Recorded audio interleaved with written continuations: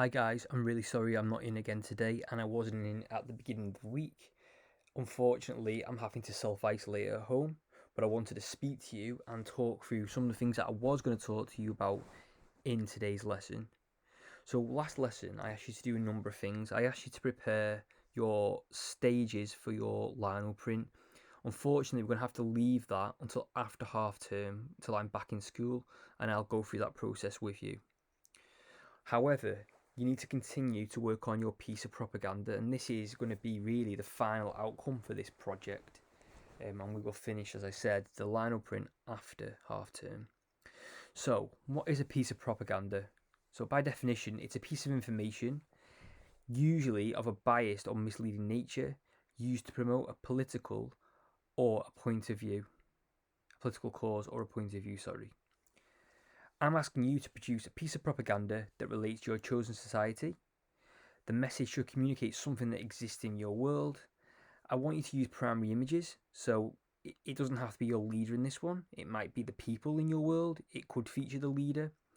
You should include your logo, and the colours used in it should relate to your regime, whatever that may be. It should be produced in the style of your chosen artist. So when you research your artist, when you were in lockdown, what medium techniques do they use? And they should be the same mediums or techniques that you use to create this piece of propaganda. Some of the kinds of things it might talk about, if it's a militaristic society, it might be about recruiting people into their army. If it's something to do with control, like Big Brother, it could be something about the government's always watching you.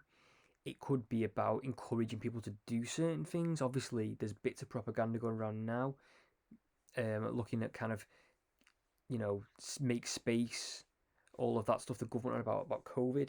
So we need to communicate some kind of message that you want your people to follow. And you can have a little bit of fun with that. It obviously needs to relate to your world, but it doesn't have to be something that's real. So have a little bit of fun. So what I've done is, and you should have had a look at this last lesson, is to give you some examples of different pieces of propaganda. So here I've put propaganda is communication that is used primarily to influence an audience and further an agenda, which may not be objective and may be presenting facts selectively to encourage a political view. So you can basically say whatever you want in this. If you're in charge, you make the rules, you make the history. So have a little bit of fun again. What I've included is some examples of different types of pieces of propaganda. We've got British propaganda, okay, which is about recruiting people. It has the leader of the army, and he's looking directly at you, pointing at you. It's very personal. We've got a Soviet kind of version. Again, the use of red is very prominent in that. It's kind of following a very similar message to the image on the left hand side. The third image is encouraging people to join the SA in Nazi Germany. Again, the Nazi flag is very prominent there, and it's showing an idealized German man. The face is kind of obscured because it could be any man. It doesn't want to look like a particular person, because what they're trying to say is that every person needs to join the army.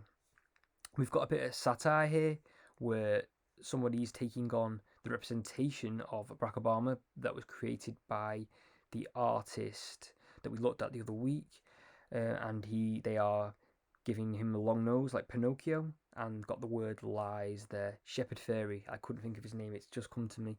So the artist Shepard Fairey, it's kind of a satirical take on that. So it's kind of flipping the message of what Barack Obama did, and also bringing in some element of fairy tale, because obviously most people know the story of Pinocchio. When he tells a lie, his nose grows. So it's bringing that message in. And then the final one is a fictional piece of propaganda for the Galactic Empire, where it's talking about through victory, peace. Okay, and you've got a massive Star Destroyer, and again, showing the size of the Star Destroyer, it's kind of going off the side of the pages. So you can see these images are all playing with scale, composition, colour, and typography. So all these really basic graphic design elements. Here, we've got two pieces of American propaganda. We've got the piece on the left, We Can Do It, which is encouraging women to join the workforce. And the image on the right is a piece of conscription propaganda, encouraging men at the time to join the army. Even though they're both representing America, they look very different. The medium used is painting. They both painted Obviously, then they've been copied to be mass produced. The colours both include red, white, and blue. But the image is very different. The one on the right is showing the historical figure, the fictional figure, should I say, Uncle Sam. And again, he's pointing directly at the viewer. He wants you. Again, it's appealing to every person. The use of type is really interesting because it's got I want you for the US Army, and the word you is highlighted. On the left hand side, it's got a female figure. She's quite strong. It's kind of trying to make out that women are as useful to society as men, which was not the common view at the time, unfortunately. And obviously, when all the men going off to war, there was a massive hole in the workforce. So they were encouraging women to join the workforce, and that's kind of the message that's going on there. Things to consider are where is the actual country that these are aimed at? What are the messages? Are they the same? Are they different? What kind of colours are used? What is the image? Who is the audience? And what's the, I've said message again, so I apologise about that. Here we've got pieces of propaganda. They are showing Germany and Japan. They're clearly not pieces of propaganda that have been created in Germany or Japan because they're showing them in a negative way.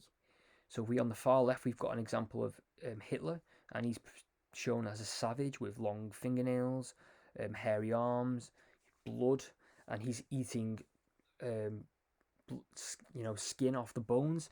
And you can see it's got Romania, France, Greece, Yugoslavia, Poland, and Belgium.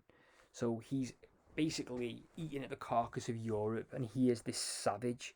And in the background, you can see some eagles or crows, which are kind of coming in to eat the remains. So I'm not quite sure who that's representing, but to me, that could be representing the German people or their allies. There's different ways that could be interpreted.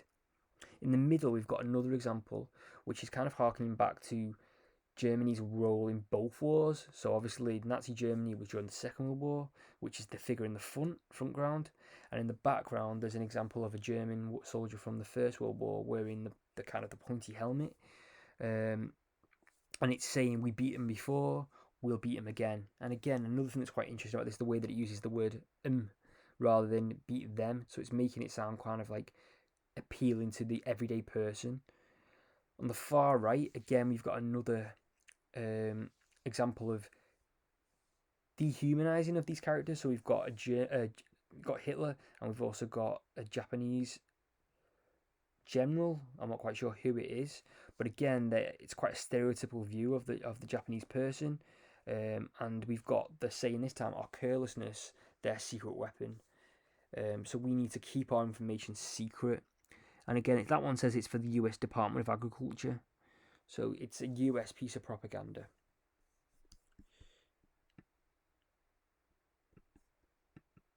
Okay, the next one is looking at Nazi Germany again, but from the perspective of the Germans themselves. So the first one on the left-hand side is showing an Aryan man, blonde hair, strong, tall. He looks really happy. Again, where he's looking is really important. He's looking to the horizon. He's looking to the future. He's holding up his flag, which has got the swastika on, and he's wearing a uniform of, I'm thinking like a Hitler Youth kind of member, or a brown shirt. I'm not quite sure, but again, it's showing a very proud German person and encouraging people to join. It looks like it's aimed at students. I'm guessing the National Socialist Party, NSD, and then you've got student buns, which I'm guessing means students. In the middle, we've got Hitler as the father of Germany. There's a group of children there, and again, there's more swastikas being held. Hitler's holding up the little girl. It's creating a very patriarchal version of Hitler. He's looking after everyone. It's not all just about war. It's about families. It's about everyday life. This is what we're fighting for. And again, Hitler looks quite happy in this image. And the far right, we've got an example of the Germans fighting off the communist threat. So we've got Bolshevism. I'm not quite sure how you say that in German, but it's about communism. And the communists are represented like the Grim Reaper, like a skeleton wearing the red and wearing a star, and the German arm is holding up a big sword that's going to fight back. And then there's also flags of some different German states alongside the swastika. So you can see how propaganda can be used by different people to create completely different messages. They can be positive messages, they can be recruitment, or they can be kind of warnings. So there's different meanings that you could incorporate. So that's what I really want you to think about. So I asked you to fill in a propaganda plan. So I'm hoping that you all managed to do that last lesson. If you didn't do that, then you must ensure that's finished first. Remember, it needs to be in full sentences, and it tell me where you're going to get all the information from, such as primary images.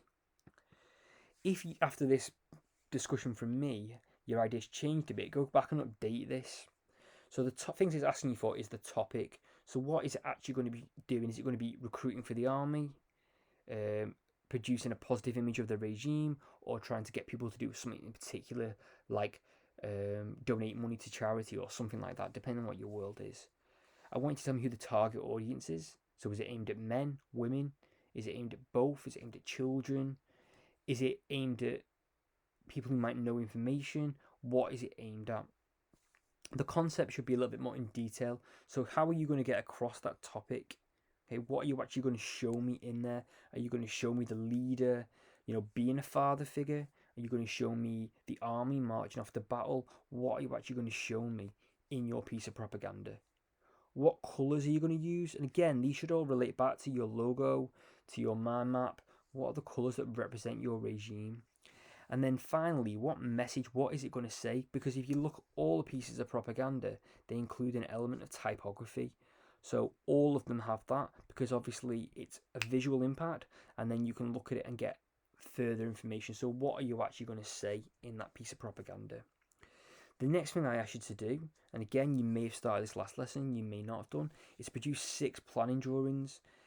Through this, you're going to look at composition and form, and I just want some simple sketches or digital mock-ups. So what I've done is included some examples of what I mean by planning drawing. So planning drawings can be as simple as doing some shapes to look at composition. It could be drawing on top of a photograph.